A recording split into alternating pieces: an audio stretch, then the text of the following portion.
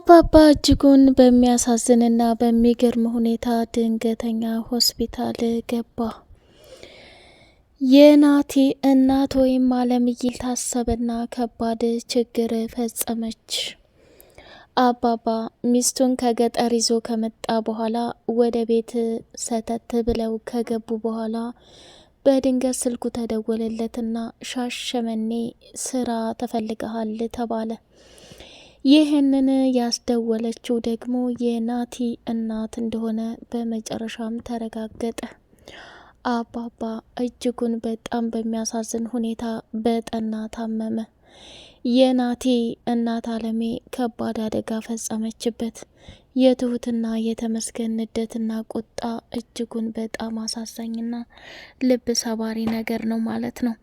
ትሁት እንግዲህ አባዬ ይሄ እኮ በፍጹም ላንተ አይገባም፣ እንደዚህ ያደረጉትን በሙሉ የእጃቸውንና ዋጋቸውን እንሰጣቸዋለን፣ አንተ ተረጋጋ፣ ለሁሉም ነገር ጊዜ ያለው እያለች እጁ ላይ ተደፋችና እንደሚድንና በፍጹም እንደማይሞት ተስፋ እየሰጠችው ትገኛለች። ተመስገን ደግሞ ናቲ ያደረገውን ነገር ሲያስብ ራሱን መቆጣጠር አቅቶት በቁሙ ድንግጥ ብሎ ፈዘዘ።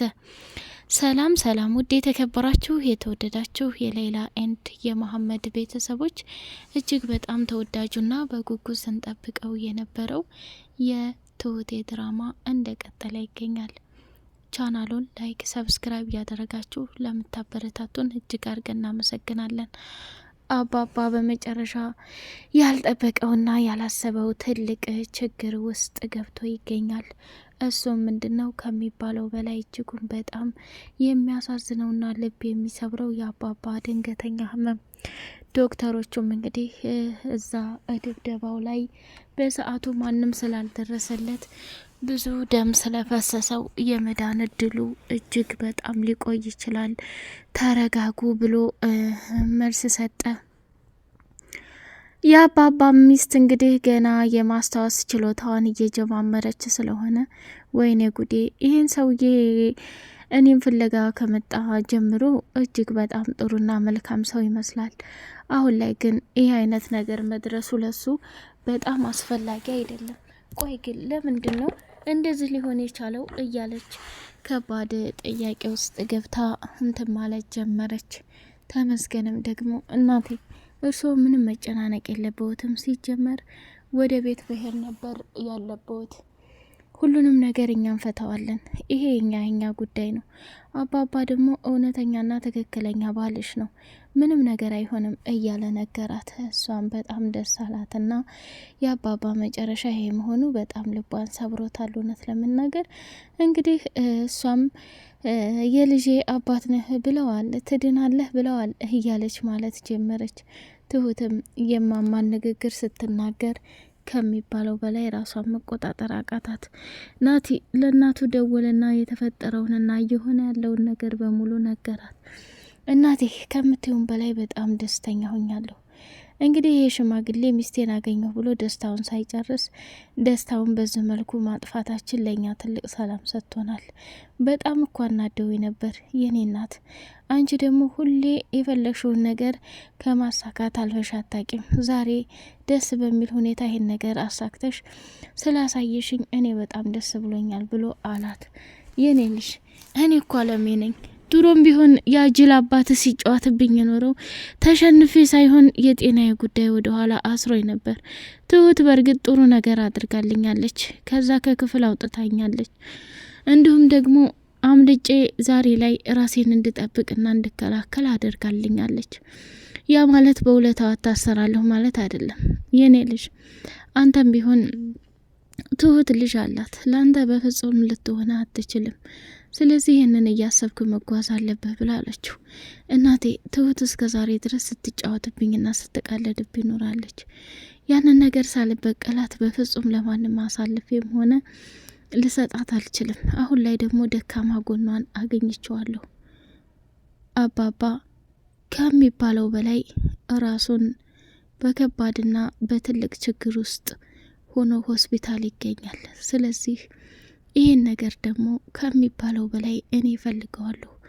ትሁት አሁን በአባዬ ህመም ቢዚ ሆና በፍጹም ተመስገንን ልትወደውም ሆነ ልፈልገው አትችልም። ይሄ ደግሞ ለእኔ ትልቅ መታደል ነው።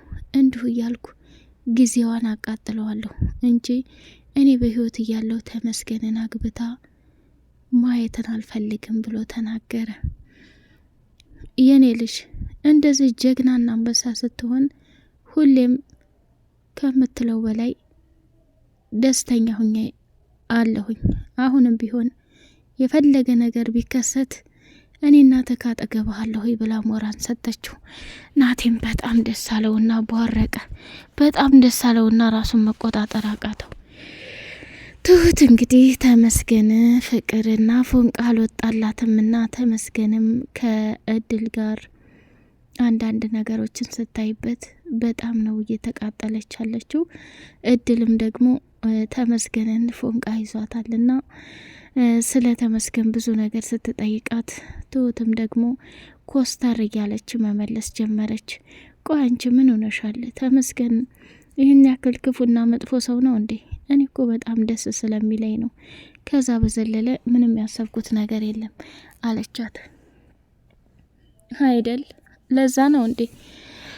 ይልቁንስ እማዬ እዚህ ባዶ ቤት ተቀምጣችሁ ይጨንቃችኋል። ለምን ወደ ውጭ ንፋስ ምናምን እንድትወስዱ አላደርጋችሁም አለና እድል እኔ በፍጹም ካንተ ጋር ሊወጣም አልችልም ብላ እምቢ አለች። ምክንያቱም ናቴ አግቶ ስላሰቃያትና መከራዋን ስላበላት ጠንቅቃ ታውቃለች።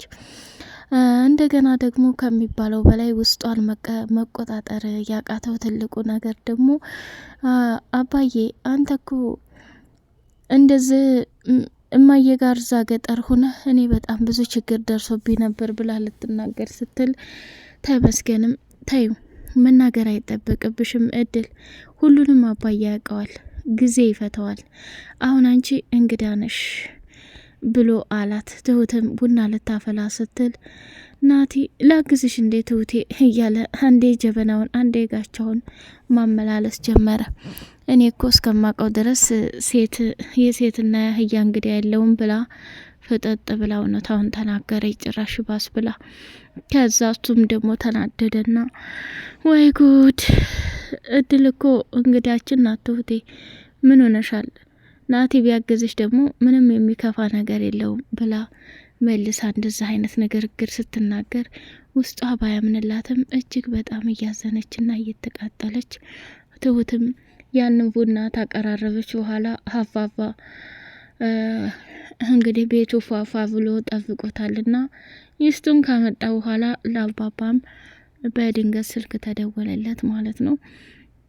ሁሉንም ነገር ትቶ እየበረረ ወደ ስራ ሲሄድ አለሜም ተከታትላ አባባ ላይ ትልቅ ጀብድና አደጋ ፈጽማለች። ይሄ ደግሞ በጣም ያማል። ልክ ያልሆነ ነገር ነው። ናቴ በጣም ደስተኛ ሆነ። ትሁቴ በር ሲቆረቆር እድል እየወረጠች ከፈተችና ከተመስገን ጋር ተቀፍቀፍ ስትል ተናደደች፣ ተቃጠለችና በረንዳ ላይ ሆና ማልቀስ ጀመረች። ከዛ በጣም በሚገርም ሁኔታ እንዴ በቃ ይሄ ነገር እንደዚህ ሆነ ማለት ነው እንዴ? አይኔ እያየማ አንቺ እንድትወስጁ በፍጹም አልፈቅድም፣ የሆነ ነገር ማድረግ አለብኝ ብላ ትሁት ማሰብና ማቀር ጀመረች። ከአቅሟ በላይ ሲሆንባት ደረጃ ላይ ቁጭ ብላ እያለቀሰች ሳለ በድንገት ተመስገን ትሁቴን ሲያያት ምን ሆነሻል ትሁት? ለምንድን ነው እንደዚህ የምታለቅሹ? ቆይ የተፈጠረውን ነገር ንገሪኝ ብሎ ሲላት አይ ምንም ነገር አልተፈጠረም፣ ዝም ብዬ ነው እያለቀስኩ ያለሁት። ሰው ዝም ብሎ እንዴት ያለቅሳል? ትሁት አሁን ባለሽው ህይወት እድለኛ ነሽ፣ ደስተኛ ነሽ እያለ ማለት ጀመረ። ደስተኛና እድለኛ እንደሆነችም ሲናገር እንግዲህ እሱን በጣም አዝናና ተገርማ ነበረ። መጨረሻ ላይ እንግዲህ እያባበላትና አቅፎ እያጽናና ሳለ በድንገት ናቲ መጣና ፊት ለፊታቸው ቆሞ ማየት ጀመረ። እነሱም ደነገጡና ከተቀመጡበት ተነሱ። ናቲ ትሁት ምን ሊያደርጋት ነው? እንደዛ አልቅሳ እያባበለችና እያጽናናላ ሳለ እሱስ ወደ ሌላ ትርጉም ይወስደው ይሆን የሚለውን በጉጉት የምናይ ይሆናል ማለት ነው። አባባ እንግዲህ ካለበት ሁኔታ ዲኖ ከሚስቱ ጋር ደስተኛ ሆኖ እንደሚኖር ተስፋለን። ምክንያቱም ሚስቱም በተደጋጋሚ አንተ ማነህ የሚል ገና ብዙ ትውስታ ስላለባት ያንን ለመመለስ የግድ አባባ ሰላም መሆን አለበት።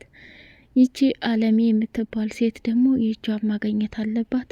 ናቲም ቢሆን ከዛ ከቤት ሲጀመር ከድራማው መውጣት አለበት። ቲና አንዳንዴ የምትናገረው ነገር እውነት ሆኖ ተገኝቷል። ቲና እንግዲህ በናቲ ገንዘብ ቤተሰቡን በሙሉ አትርፈዋለች።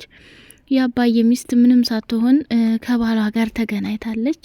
እድልም ደግሞ አሁን ቤተሰቦችሽን ብታገኚ እኔን ትተሽኝ የምትይዥ ልጄ የማትሆኚ እየመሰለኝ ነው ብላ እየተጨናነቀች ትገኛለች ማለት ነው። እድል ሲጀመር አሁን ካሌብ ሲመጣ እንደሚያፈቅራትና እንደሚወዳት ግልጽ ነው። ናቲ እንግዲህ ትሁትን በፍጹም ሊያገኛት አይችልም። ምክንያቱም ተመስገን ትሁቴን ነፍሱ እስከሚወጣ ስለሚወዳትና ስለሚያፈቅራት መቼም ቢሆን ሊተዋትም ሆነ ሊረሳትም አይፈልግም ማለት ነው። በጣም ደስ ይላል። ሌላውና እጅግ በጣም የሚያጓጓው ነገር ደግሞ ትሁት ከተመስገን ጋር ሽማግሌ ስትልክ የናቲን ንዴትና ቁጣ ለማየት በጣም ጓጉተናል።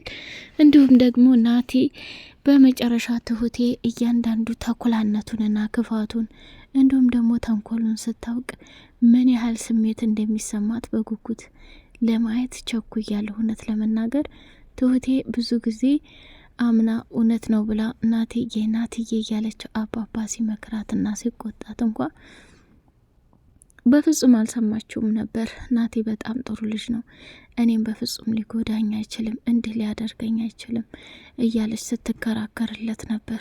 ያከረክሯ ደግሞ 0-0 ሆኖ መጨረሻው ይሄ መሆን ትልቅ ዋጋና መስዋዕትነት ያስከፍላል ማለት ነው። ውድ የተከበራችሁ የተወደዳችሁ የሌላ ኤንድ መሐመድ ቤተሰቦች ቻናሉን ላይክ፣ ሰብስክራይብ አድርጉ። በቀጣይ ፓርት በጉጉት እስከምንገናኝ ድረስ እንዲሁም ደግሞ አባባ ለሚስቱ በድጋሚ ቀለበት እንደሚያደርግላት እንዲሁም ደግሞ ሚስቱን ታክማ የማስታወስ እድሏ ሁሉም ነገር ተመልሶ ኖርማል እንደሚሆን ካሌብም ደግሞ እናቱን ለማየት እናቱ በህይወት እንዳለች አውቆ ወይንም ተደውሎለት ወይም ካለበት ቦታ ላይ ሰተት ብሎ ሲመጣ በህይወት የለችም ብሎ ያለውን እናቱን በአካል ሲያገኝ ምን አይነት ስሜት ይሰማዋል? አባባ እስካሁን በኋላ ለሚስቱ ምን አይነት ባል ሆኖ መገኘት እንዳለበት በጉጉት የምናይ ይሆናል። ትሁትስ ወደ ቤተሰቦቿ ጋር ሄዳ ሽምግልናውን ጉዳይ ትፈጽማለች ወይ የሚለውንም የናቲና የአለሜ ጣፈንታ ደግሞ ተንኮላቸው ተጋልጦ ገደል እንደሚገቡ ጥርጥር የለውም። እድልም ቤተሰቦቿ በህይወት እንዳሉ ነው የምታውቀው። እነሱም ተፈልገው እንደሚገናኙ ጥርጥር የለው ማለት ነው። በቀጣይ ፓርት በጉጉት እስከምንገናኝ ላይክ፣ ሰብስክራይብ አድርጉ። ሰላም አለይኩም ወራህመቱላሂ ወበረካቱ።